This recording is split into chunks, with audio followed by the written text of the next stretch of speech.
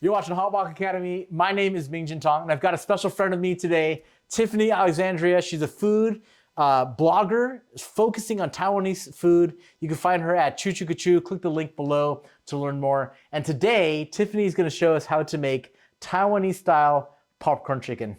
Let's cook.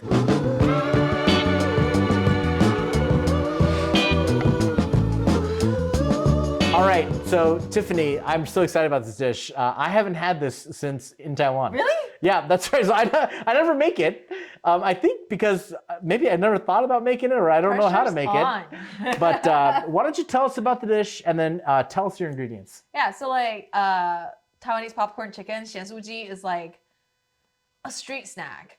People like kids get it after school. Like they're just little. There's always an auntie at a little stall. Yep, that's like, right. Or a cart. Or a cart Yeah. with like variety of ingredients, and there's always like a chicken, and usually they're like already pre-fried once, and they just kind of like heat it up, and you can pick the ingredients that you want or like things that you want. There's always chicken. There's always like tianbula, which is like a fish cake type of thing. There are fries. Yeah, there are like all the snacks, and you get to mix and match them all together. Yeah. And then you get a paper bag. you get a paper bag. And then they put the pepper on it. They put like lots of white pepper, like this special white pepper mix on it. Yes. And then they always like have some deep fried green Thai basil on it, and adds really unique aroma to it. Yes, I love it. It's crispy, it's hot, it's juicy.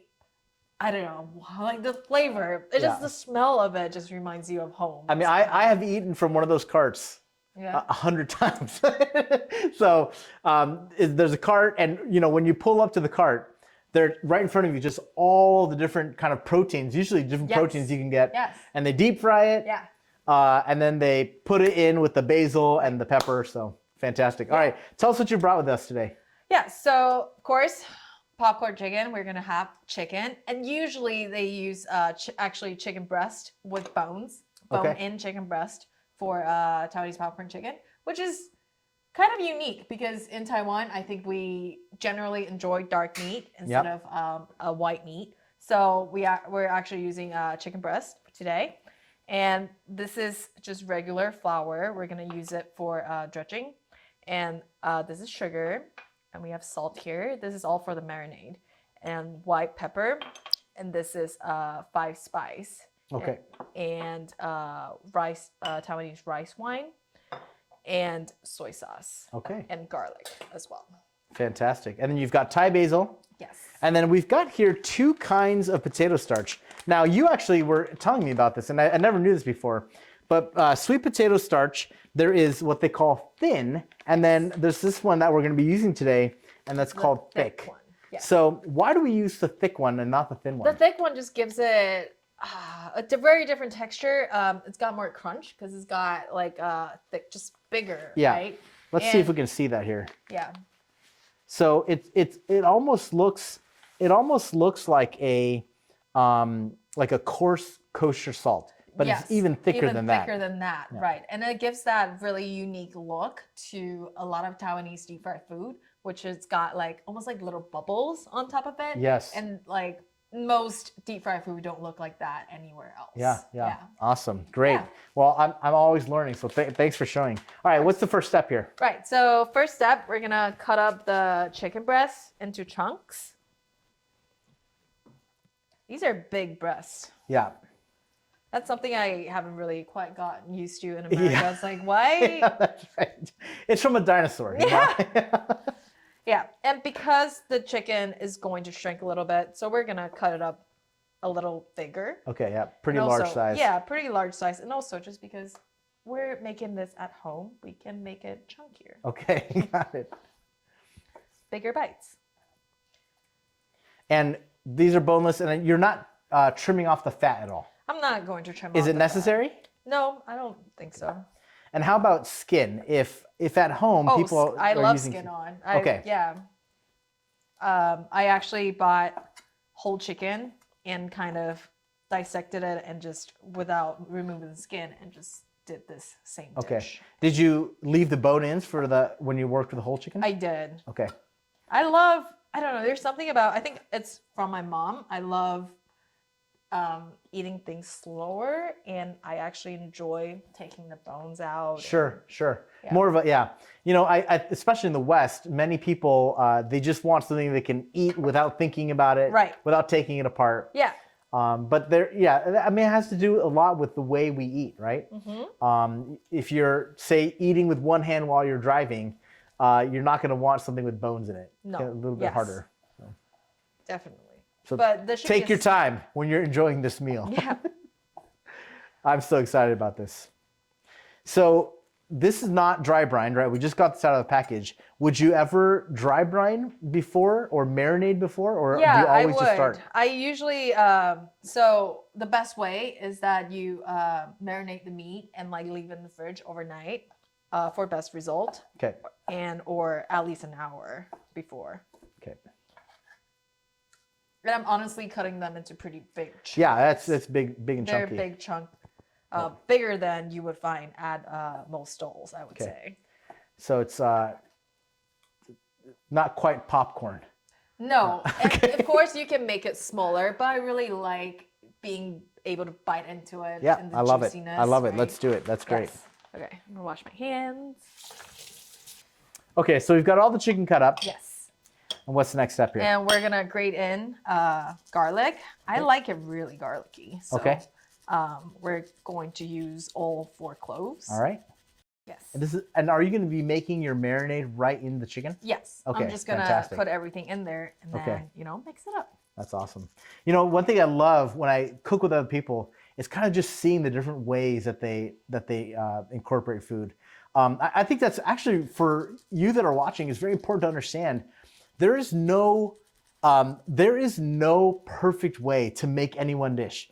I think what's best is understanding how ingredients behave and being able to be free and use your creativity and imagination on how you're going to be cooking it.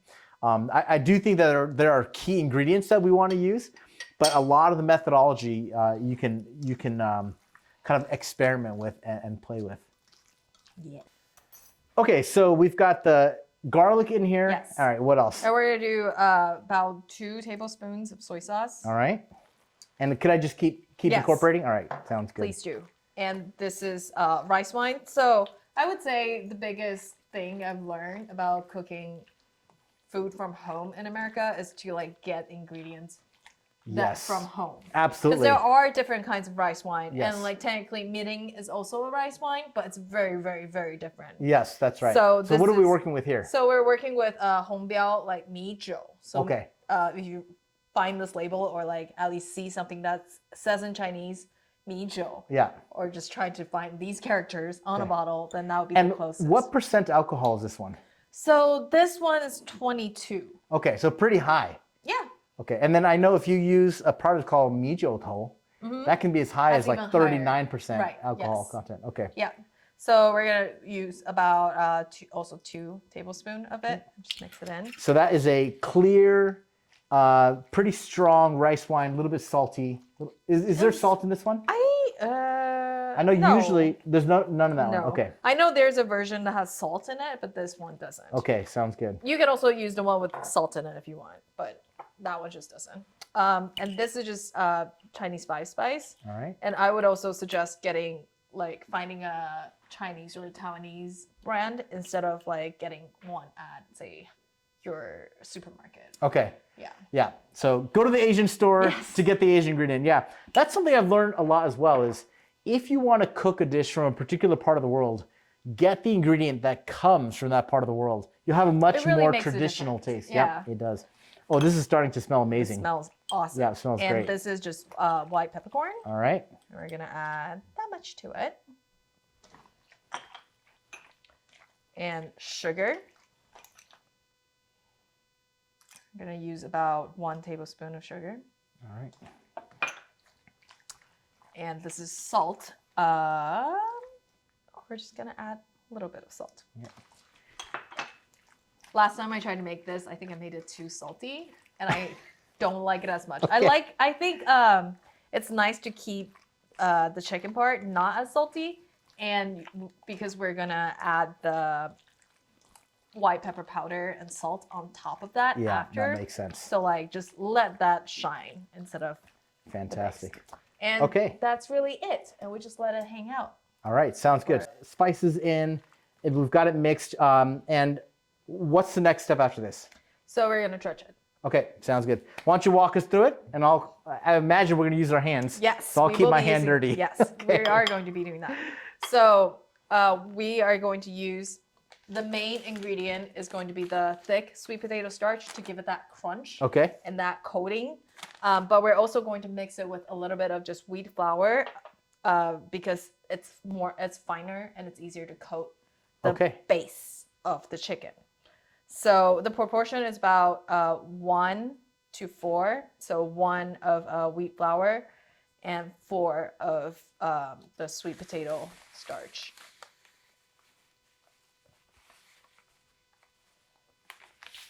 All right. We're just gonna mix this together.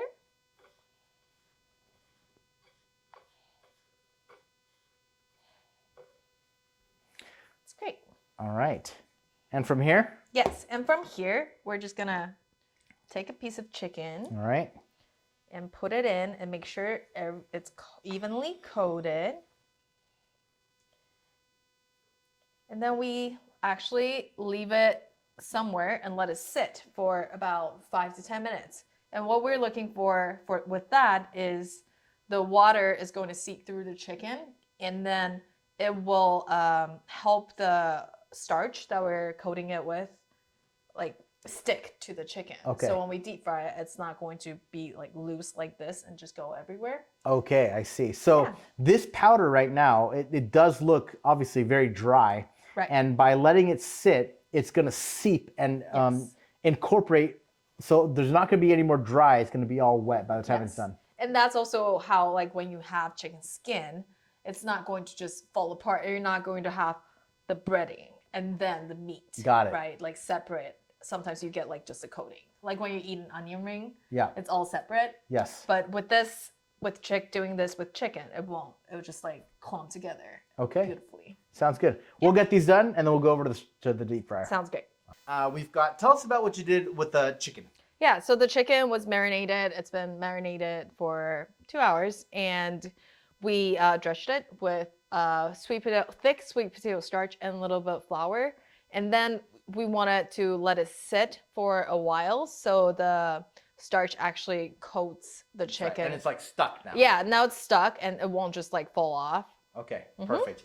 And then we've got canola oil, and let me just check the temperature on there. Right now we are at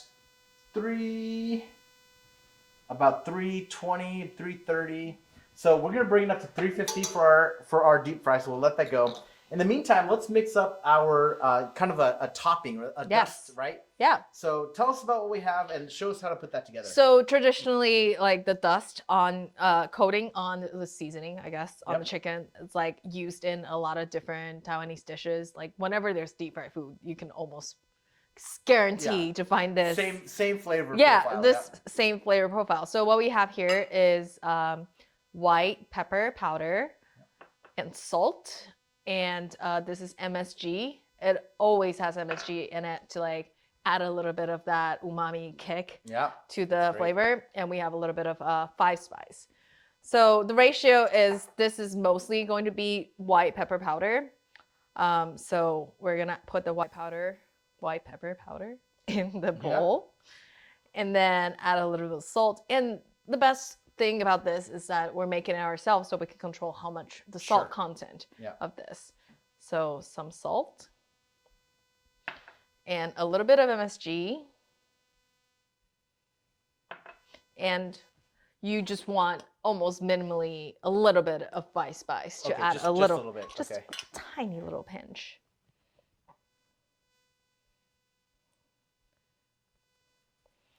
Like 5-spice is actually really strong spice.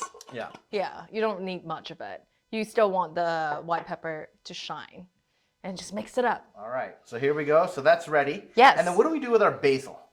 So the basil, we're gonna fry it at the very end to just like crisp it up a little bit, and then add it to on top of our finished chicken. Perfect. Popcorn chicken. All right, I think we're ready. Yeah. So I like to use a thermometer. How do you test your oil for readiness? So for me, I would just find like a little crumb in here, for All right. example, like a little piece of the sweet potato starch, Let's do it. and just put it in there. See, and it's bubbling. It's bubbling. And All it's right, floating sounds up good. right away. That means it's ready. All to right, cook. we're ready. Yeah. Forget the thermometer, guys. Well, If it's bubbling and floating up. and it's yes. You can check it. You don't know. No, like it's I have fine. no idea what temp it is. Let's do it. I think Okay, we're let's ready do to go. this. Yeah, and like you shouldn't be afraid of putting chicken in there. You can just put it in. Oh yeah, I touched it with my finger. That was hot. Very hot. I'll cook. Yeah, that's right. And never throw your chicken in. Obviously, like you want to drop it in. I know a lot of people are like afraid of, the hot oil, but it's not actually going to splatter. We're not deep frying water. Or your hand. Or your hand. All right. So that's about half of it. Yeah. Let's put one more piece in. So very important when you're deep frying, never fill your oil more than halfway up the pot before you heat it, because you see how bubbly it gets. If you have your oil too high, it will overflow, and that is a real problem because your oil will catch on fire if it comes out of the pot and into the flame. So be very careful. Never more than 50% of the volume of your pot should be oil. I had no idea. Yeah. Oh, I've done it before. Yeah. So one time I was doing tortilla chips, right? So I took corn tortillas, I cut them, I put them in, and the oil was overflowing. Oh, wow. It didn't catch fire, but it made an epic mess. I think maybe Really that's bad why I mess. always fry. I just use my wok Okay. to fry, because like wok is really big. You're never going to fill it up Sure, yeah. as much as you would in a pot. The higher you get up on a wok, the more volume there is because of the shape of the wok. Oh, wow. Is it okay if I Yes. poke it? Or what Please do we do. I would shake it around. Yeah. Okay. So actually, this one might be a little big. Let's try this one here. Oh, that Oh, look at feels that. amazing. And I can feel just how crispy it is. Let's lift some up so you see. Oh. That is really looking fantastic. And today we're gonna double fry it. All right, I love that. So the idea of a double fry, Tiffany, tell us what happens during a double fry. Yeah, so first we want to cook the chicken, because you never want the chicken to be uncooked.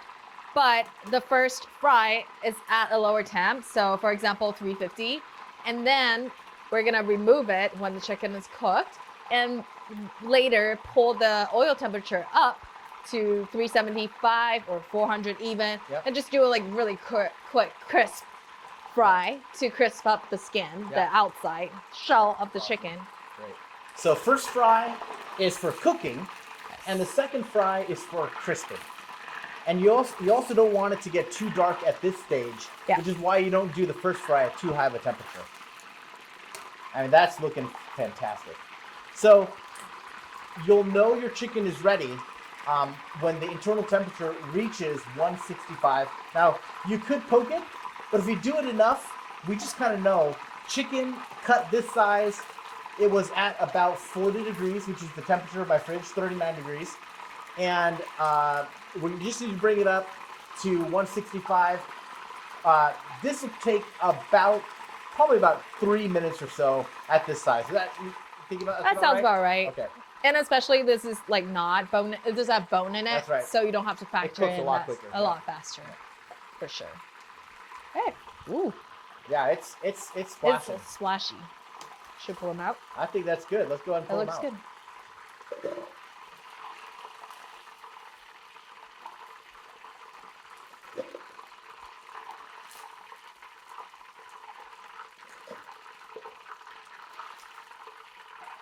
All right, and I'm gonna check the oil temp again. Okay. Yeah, you can pull it out, but I'll check the oil temperature. It usually does drop because when you put the cold product in, the oil cools down quite a bit. Okay, we're actually at 334, Oh, okay. so I think we can keep going. Okay. Is that all right? Yeah. It's perfect. All right, let's get the second half in now. It actually smells like Taiwan, doesn't it? Does. What do you think it is? I think it's the five spice. Yeah. The garlic and the five spice to me is. Oh, that's I think right. There's a lot of garlic. there's in a here. lot of garlic in I here. forgot about that. There's a lot of grated garlic in this chicken. Let me just hit this fire up all right. There you go. I think we can get the rest of it in. Yeah, let's do it. I feel like a street vendor already. Really, I can't wait to eat this. Like, what is your order other than chicken when you go to like a shansuji stand? Yeah, you know what? So normally what I look for is I look for the crab stand. The crab? Yeah. So by the it's harbor, harbor. very similar. Well, so on the streets of Tainan, they have the same stand. Yeah. And it's the crab with the basil. Okay. Yes. And I love that. They just take a crab. Of course, they take the top off and they cut it right in half and they deep fry the whole half. Yeah. So it's fantastic. I love that. It's delicious. How about you? Okay. I think my go-to, like more traditional side of shansuji stand is that I would usually go for the tianbula, which is like a chewy fish cake. Yep, I love it. QQ. That's what I like. So when I think of tianbula, I actually think about, thank you so much. I actually think about the roadside stands, like the rest stops when you drive from north to south in Taiwan. The different rest stops along the freeway, they often have these food stalls there as well. Yeah. And tianbula is my go-to when I go Really? there. So, but maybe, maybe that was before the high-speed rail went in. So if you go to the south of Taiwan, how are you traveling? If I'm on my own, then probably when I lived in Taipei, because most people don't have cars, so I would take the high-speed rail. Okay, yeah. And then so when I was growing up, I would go to Taiwan in the 80s and in the 90s, and there was no high-speed rail back then. There was the train, but the train took longer than the car. Exactly. So we would stop at those rest stops and get tianbula there. So tianbula is connected to that experience. To that experience for you. Yep. For me, it's just like, I actually never eat this growing up because my mom doesn't really let us eat a lot of deep fried food. So it's actually more of a college memory for me. Don't eat too much deep fried food. It's more like a college memory for me. So like going to the night markets with my classmates, and I would get this. And the other one of my favorite would be they have sweet potato fries, but they add plum powder on top of it. Oh, nice. So it's this like balance between sweet, salty, savory with little tartness. Now, most people probably don't know what plum powder is. Yeah. So tell us about it. It's a very unique food, actually. It really is. So it's made with these salted and dried plums. Completely shriveled. I mean, completely shriveled. Into a rock. Right. Yeah. Even the pulp of it. Yeah. And there's actually I don't remember what it's called, but like you can actually find these if you don't have an Asian store close to you. You can find them at Hispanic grocery stores. Yes. They also eat that, and I found that to be so interesting. Okay, yeah. It's like our culture is just so, like, it's a world apart, but it's similar at the same time. Yeah. It's just very cool to me. So these dried plums, there's so many things to do with them, but they are salty. So if you take a dried plum, it looks like a large raisin. It's completely hard. If you were to try to break the rind of it, the outside of the plum, you can't. It's very dry. And then, as far as I understand, they have salt on it. Yes. And they also, in order to make the powder, they'll take the whole plied drum, including the pit. Yeah. And grind the whole thing. Oh, do they grind the pit? Really? I think so. Oh. I think the whole thing ground. Because how can you get the peel off? Oh, the peel. No, I mean, it's I don't know. Hard. Yeah. So. But like, could you have done it, process it? Yes. So like, we also dip fruit, all the fruit. Yep. Growing up, when you buy fruit, it comes with this plum powder packet. Yep. So you can add a little sweetness, a little bit savoriness to your fruit. And it's delicious, so delicious. And then off camera, we were drinking some tea. Yeah. And then in Taiwan, they also will put a salted plum into green tea. Sometimes, sometimes, yeah. So. I love the flavor of it. It's just so it's so good. We'll show you sometime. Yeah. The salted dried plum. Okay, how's that looking? I think it can do a little bit, I think slightly longer. We have a bigger batch here. So judging by the color of the chicken on the outside, it's not quite as dark as when we pulled it out before. So we're gonna let that go. Yes. Probably just another minute or so. Yeah.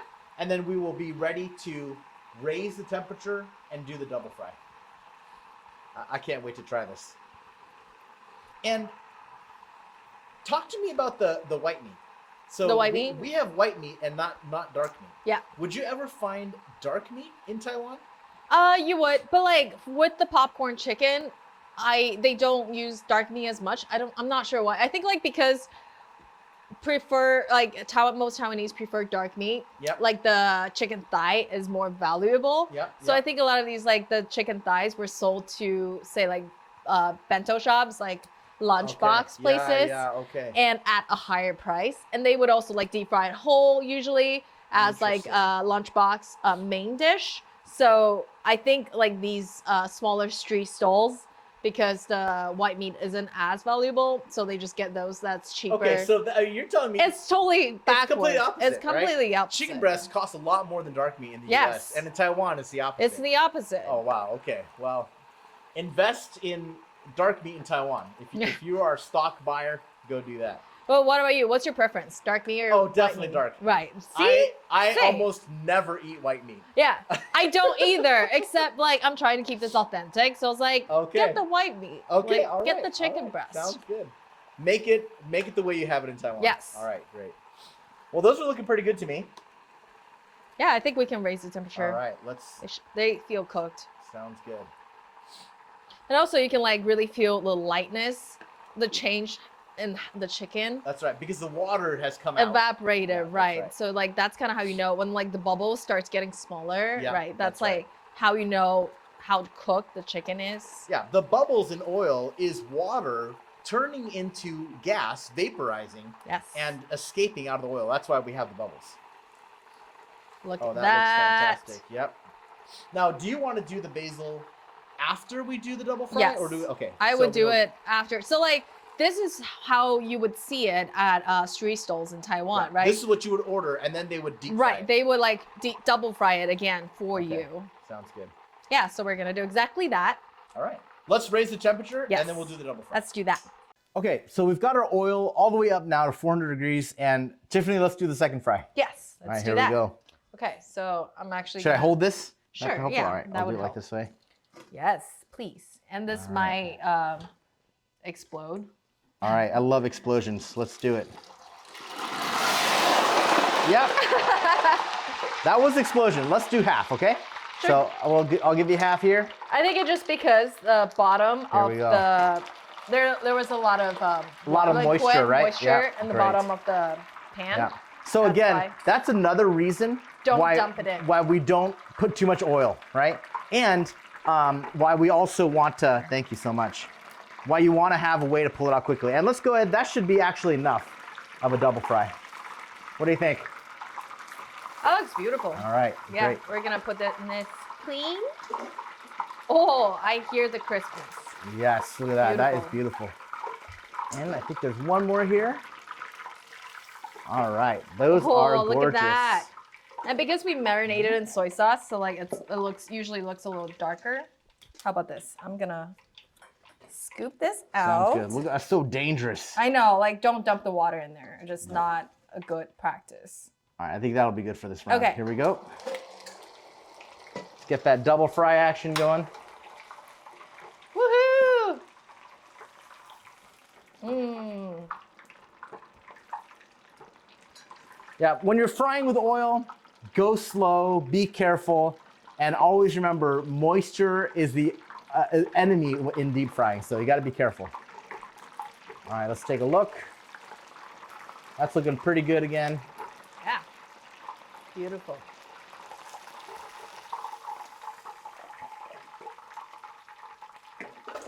All right, Oh, and last batch. round. This is looking great. I wish you were here, I friends. wish you could smell this. Yes, I wish you could eat this with us. How excited from 1 to 10 are you to eat this? Well, probably 11. Oh my God. So when you weren't looking, I took a little bite. Oh, really? It's so good. We can't tell our audience. That's right, We're gonna that's watch right. your like actual reaction. Oh, live. it is so good. And I'm excited to get that basil on there. That's gonna Yeah. just be really fragrant. I'm gonna all right. lower the temp. All right, that's looking really good. Again, at this point, we're only crisping the chicken. All right, Okay. what's next? Okay, so we're gonna put the basil All right. in there. And we're really doing like If really... it's okay, let's do it on Yes. this again too. Yes, and we're just doing a super quick flash fry. All right. And you want to make sure your basil like is pretty dry. Like mop it with a paper towel. This is totally dry basil, folks. Yeah. So she really means that. If you are gonna put wet vegetables in, be careful. Yes. And we wanted to turn like lime green almost. Let's get that submerged. Yeah. All right. Should I go and pull that out? Is it done? So, Or maybe a little more? a little more All right. actually. Now I'm not hearing any more sizzles. I know. Are we? Do we have heat? Yeah, we have we've got on. heat. Yes. We've got heat. It's just there's very little moisture in there. Like I said, there was no moisture on the surface of the basil leaf at all. So Yeah. it's just crisping up now. Yeah. I think All right, what do you that's think? good. Is that looking good? That looks good. All right. Oh, look at that green. That is beautiful. Beautiful. Yeah. Yeah. Shake it up. Shake it up. All right. Then we mix it in here. Would you like more basil?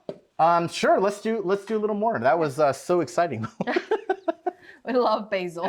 It's actually Let's just do less. it all. Do it all? Yeah, I think we can do it all. okay. All right. Let's see what happens. Yeah, that's really, really poppy. I'm just lowering it nice and slow here. That is really poppy. My oil's still very hot, so. It's true. So I think like basil, we would probably want to fry at a lower temp. Okay. If they're doing it at home. You could get away with like 350 on that? Yeah, Okay. 100%.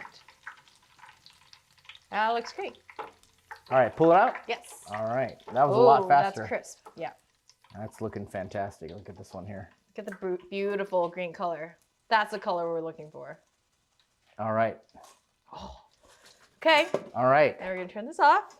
And then with this, we're just gonna add our spice mix. Okay. Is there a better angle? No, I think this is good right here. Yeah, okay. And right. just kind of Give it a toss. toss. Well, Oh, tossing's what I do, You so hear that? I love it. So That's crisp. crisp. All right. Let's go ahead and get that Oh, it smells plated. amazing. It does smell amazing.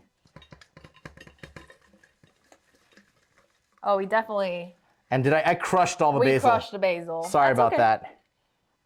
It'll still taste amazing. All That's right. how crisp our basil is. Fantastic. Should we try some? Yes. It's super hot, but let's see if I'm gonna find like a real I'm gonna find a smaller piece. crispy piece. All right. All right. Cheers. Or it's not gante, but it's Yeah. What did we say? All right, let's eat. Ganbei. Oh my god. Oh wow. That is so good. I am back in Taiwan. We hope you've enjoyed watching. Tiffany, thank you so much for being with us. Thanks for teaching us this. Yeah. And please try this at home.